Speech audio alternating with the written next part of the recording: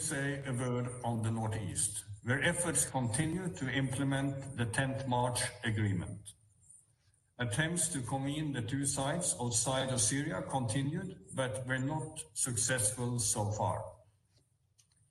We have also seen concerning spikes of violence between interim security forces and the SDF during August in Aleppo Governorate.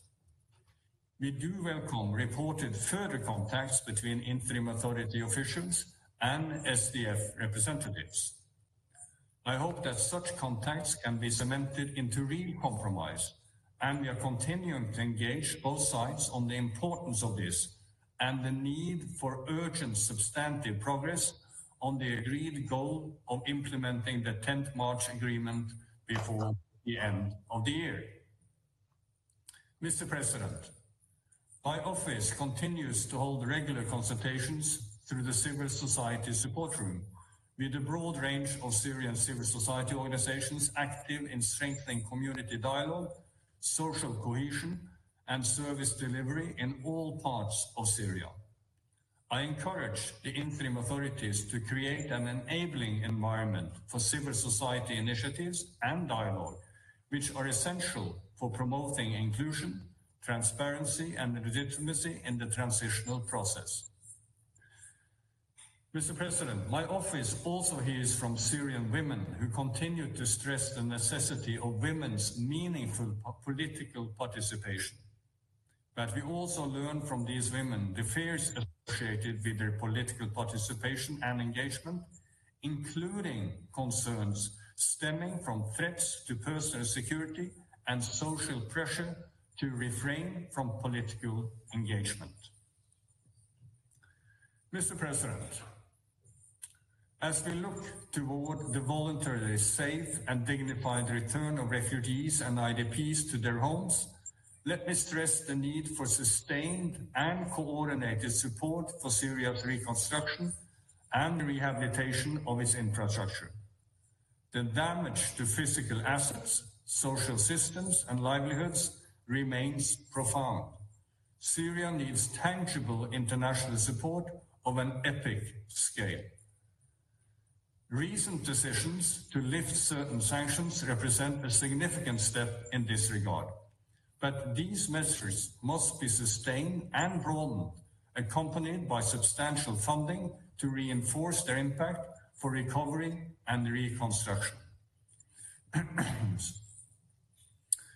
Mr. President, it remains the case that the best way to secure such support is through a genuine political transition that lays the path for long-term stability and sustainable governance. Indeed, without credible reforms, stronger institutions, and a firm commitment to the rule of law, international support risks being squandered or misdirected.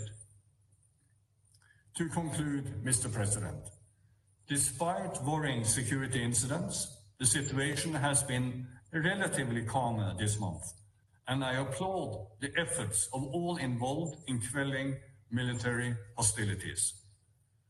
But the country remains deeply fragile, and the transition remains on a knife edge.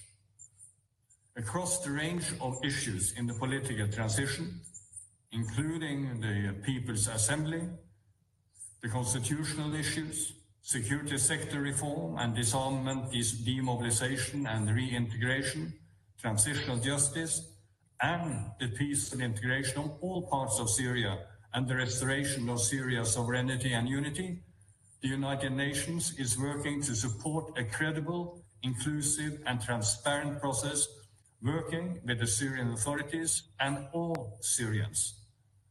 The path to a sovereign, peaceful, and inclusive Syria will demand the courage to compromise, the discipline to follow the rule of law, and the wisdom to remember, as interim President Shara himself said this week, that unity is built not through force and bloodshed, but through understanding and dialogue. Thank you, Mr. President. Agradezco al señor Peters. I thank Mr. Peterson for the information. And now give the floor to Mr. Tom Fletcher. You have the floor. Thank you, Mr. President. Special Envoy Pedersen has conveyed the precarity of the moment, and I want to reinforce that message and add 4 points. First, as the situation in Asweda reminds us, the humanitarian crisis is not over. Across Syria, 16 million Syrians still need humanitarian support.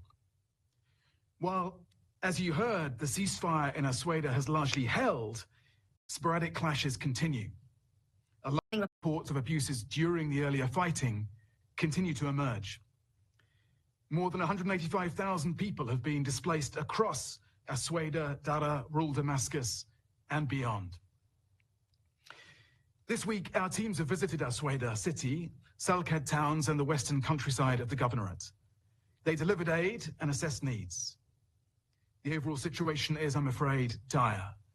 We need to sustain urgent delivery of food, health, shelter, clean water, fuel, restoration of water and electricity infrastructure, education.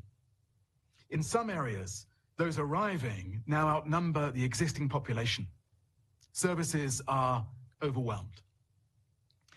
We're in close contact with the Syrian authorities and coordinating with the Syrian Arab Red Crescent, who have delivered 12 convoys of essential aid, and NGO partners.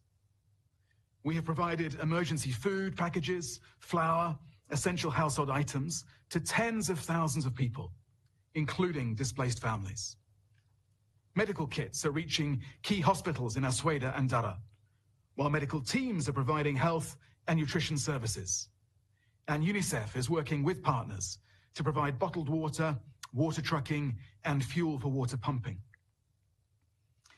The Syrian Arab Red Crescent has also facilitated a commercial convoy with key supplies and worked with the Syrian civil defense to transport vulnerable people, including those who wish to return to Asweda. But insecurity and road closures have disrupted commercial supply. Road access is still limited to 2 routes in, through Basra al-Sham and Bursa al-Kharir in Dara. Other routes, including the main highway from Damascus, remain closed. So, we need better humanitarian and commercial access, and most of all, we need safety. 8 convoys have come under fire this month. There have been attacks on health facilities, medics, ambulances. We continue working closely with the Syrian authorities and partners to strengthen channels for help.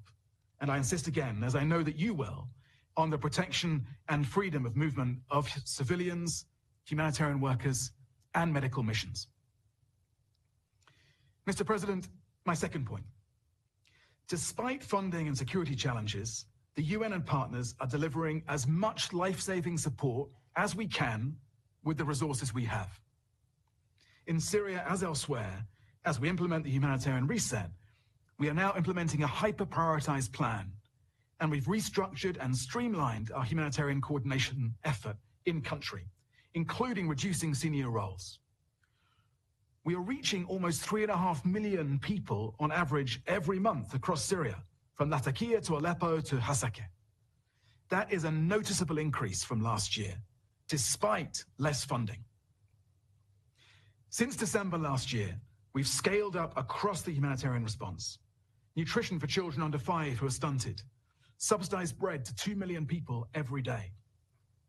We're working with the authorities to rebuild critical services. The Ministry of Health with WHO and UNICEF are delivering a new national immunization strategy and rehabilitating hospitals and health facilities. Partners are rebuilding water stations, wells, laboratories, sewer networks. They continue to provide essential services in Al-Hol camp and to support families leaving the camp. And UNHCR has been in discussions on assuming camp management activities. OCHA's country-based pool funds are now providing $75 million to support vulnerable people across the country. We've made some progress on NGO registration and visas for aid workers, but more is needed. I have agreed with the interim authorities the extension of cross-border operations from Turkey as we move towards importing more humanitarian supplies commercially. The Lebanese and Jordanian crossings are open and functioning well, with work towards 24-hour access. But, and this is of course my third point, without more funding, we won't be able to sustain these vital efforts, let alone expand them to more people who need them. The humanitarian appeal for 2025 is only 14% funded. Aid cuts are projected to lead to staffing cuts of at least 40% across the humanitarian community in Syria, with NGOs hit hardest. 16% of health facilities have suspended or reduced capacity due to the cuts. So, I want to thank all donors who have generously supported the humanitarian response, led at the moment by the EU, Germany, and Canada. And I want to call on all donors to keep supporting Syria and to disperse the generous pledges made at the Brussels conference back in March. Funding cuts are affecting our operations everywhere, of course. But among our 10 large country appeals, it is the Syria appeal that's the lowest figure. And this is despite these hyper-prioritized plans having reduced the overall ask by nearly $1 billion compared to last year. With more resources, or even the funding that has been repeatedly promised, we can get critical medicine to 1 million more people each month. We can restore water services for an additional 5 million people. We can expand services for people returning to their home areas. We have also worked with partners and in consultation with the interim government to develop a plan to respond to the severe drought-like conditions that Syria is facing. As part of our broader appeal for critical support for food, agriculture, clean water, and health services to 4.3 million people who are most affected. This is, I'm afraid, the worst drought in over 3 decades and an ominous indicator of needs to come. Alongside funding, we also welcome the easing of sanctions by the US, EU, and UK, which opens up potential for vital investment and could reduce humanitarian needs. But the impact of that will take time. Complex legal environment that still continues for humanitarians continues to impede our work. Humanitarian carve-outs help, so I hope that we can extend those exemptions. Finally, Mr. President, while we surge humanitarian support, we need investment in longer-term support for the development and reconstruction that will allow the people of Syria to reduce and ultimately end reliance on humanitarian aid. So I also strongly welcome the diplomatic progress made by Jordan, Turkey, the United States, France, countries from the region, and the Syrian authorities. This is a firm foundation for a much-needed shift from a humanitarian-led approach to a stronger development trajectory. The Syrian people do not want to depend on humanitarian help. So announcements of new investments in infrastructure and energy supply are encouraging, not just in their own right, but also as a signal of confidence from the region and beyond. The international community must help translate this momentum into tangible improvements in people's lives by delivering on those planned projects, by taking additional concrete steps on sanction relief and investing in infrastructure. Such initiatives and investments are essential as more than 2 million Syrian refugees and internally displaced people have returned home since December last year. Let me amplify again the call from my colleague Filippo Grandi, High Commissioner for Refugees, following his mission to Syria 2 months ago, where he asked for more support for those coming back. As he said, returns will prove short-lived without increased international support. Mr. President, the international community and this Council has been clear that we must shift the momentum away from the years of hardship and destruction towards recovery and hope. That means sustained commitment, patient diplomacy, and a relentless focus on delivery and implementation. The people of Syria do not need us to be commentators and problem observers. They need us to move with genuine urgency, generosity, and purpose. The humanitarian community has shown that we can deliver. With funding and access, we aim to no longer be needed. Please back us. So, my asks, political action to hold the peace in Asweda and prevent future escalations of this kind. Support for our funding and access requests, and to help us create the conditions including through investment and sanctions lift, where the humanitarian mission transition to genuine Syrian-led recovery and rebuilding. We need to do that for the Syrian people, yes, but not just for Syria. This is a chance to demonstrate that international solidarity still matters and that coordinated international action still works. Thank you, Mr. President. Agradezco al señor Fletcher. I thank Mr. Fletcher for his briefing. I now give the floor to those council members who wish to make statements.